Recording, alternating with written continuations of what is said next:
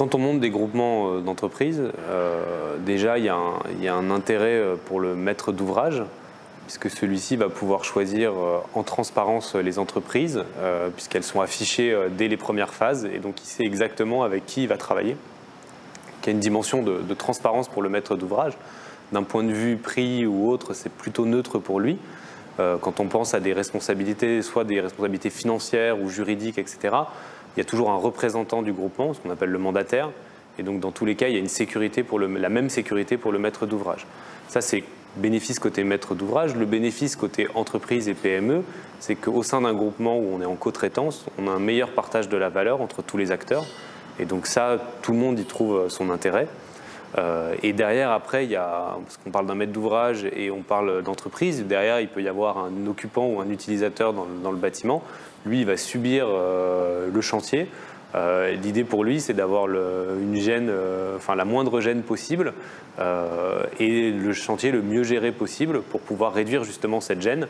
Le fait de choisir des PME qui sont expertes dans leur secteur, qui ont envie de travailler en collaboration entre entreprises, ça lui assure aussi, on va dire, d'avoir un chantier qui soit mieux géré.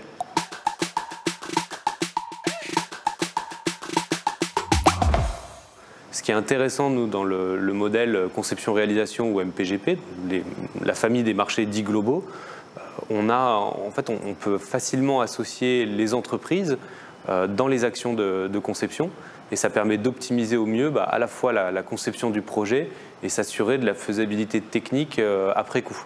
Et ça arrive très souvent qu'on propose des choses en phase de conception, puis on se rend compte qu'en phase de réalisation, ça ne soit pas forcément optimal. Quand on est dans des groupements de PME, quand on a directement les entreprises dont ce sont les ouvriers qui vont travailler sur le chantier, tout de suite on est un peu plus précis et un peu plus détaillé dans la phase de conception.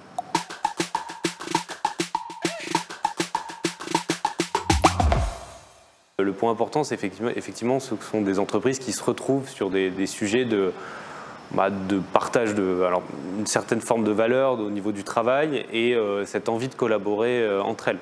Il y a cette notion de travailler ensemble sur des projets, ça c'est intéressant, ça participe au développement économique de ces sociétés, donc c'est un point positif.